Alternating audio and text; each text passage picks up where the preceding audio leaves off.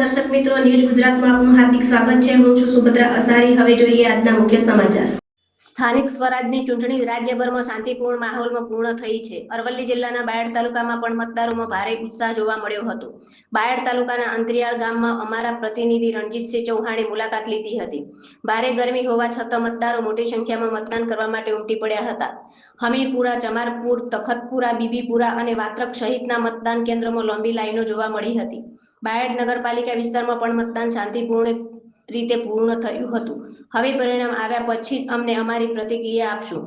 મતદારોમાં મોંઘવારી મુદ્દે નારાજગી પણ જોવા મળી હતી। મતદારો સાથે વાતચીત કરવાનો પ્રયાસ કરવામાં આવ્યો હતો, પરંતુ મોટાભાગના લોકોએ પરિણામ પછી જ પોતાનો મત વ્યક્ત કરવાની વાત કરી હતી। હવે તમામની નજર 28 તારીખે આવનારા પરિણામ પર છે, જ્યાં જનતાનો મિજાજ સ્પષ્ટ થશે। રણજીતસિંહ ચૌહાણ સાથે ન્યૂઝ ગુજરાત।